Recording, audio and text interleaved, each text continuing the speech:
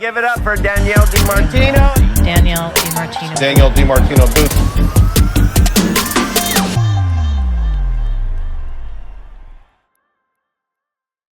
Yeah. Hey, folks, we want to break in here. A lot's happening. Markets are moving. So I want to bring in our power panel to sort of hash it all out. And Chanel, I'll go to you first. Obviously, this whole December thing really was a big, this is the headline.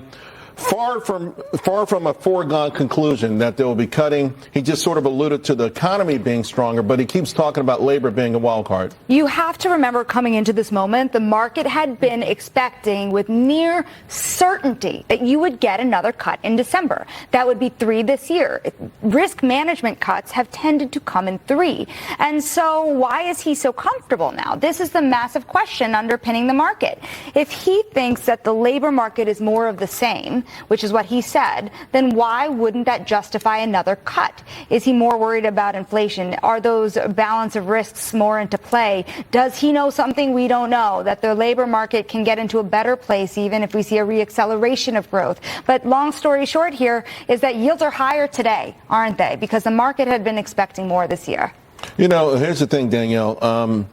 GDP number might be a relatively strong number, but this year, what we've seen so far this year, a lot of it could be coming from things like AI, which ironically would be at the detriment of labor. And how do they split that? How bizarre is it to have an economy where AI is contributing more to growth than consumption, right, when consumption's technically 68% of GDP, and yet that's where we find ourselves today. So I'm going back to your extra point kick, because he just hit a goalpost. He went from left to right, back to left. He did not make the extra point. Unless he really was not the head of industrial policy and created that group when he was at the Carlyle, unless he's completely tone deaf and he's stopped talking to the people who are firing thousands and thousands of people. I mean, these are headlines that are in your face right now and today.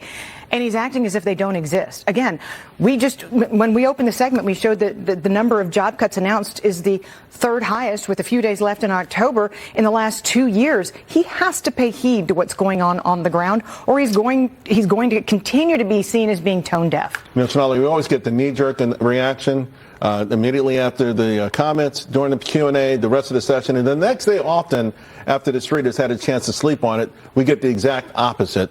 Already, we're sort of off the lows. We're trending here. Yep. What do you, the market? It feels like the market is sending a message to Powell, not necessarily saying, there won't be a cut. But, my man, if there's not a cut, there's going to be some blood on Wall Street. Hey, listen, you look at the stock market, and that's not what's screaming here. It's the bond market that's what's screaming. And the stock market... Yield, we keep flashing it on the screen for the audience. It's up 9 basis points. Yeah, and it's the right thing to flash, as well as the 10-year, because we were talking about those mortgage rates well above 6%. And you know what? Over the last 20 weeks, you see mortgage purchase applications flat around that 30-year mortgage rate. If we don't see that come further down, then that is hard to unlock the market in places that really do impact the economy. Do you sincerely believe, though, Danielle, that he's worried about inflation? I just don't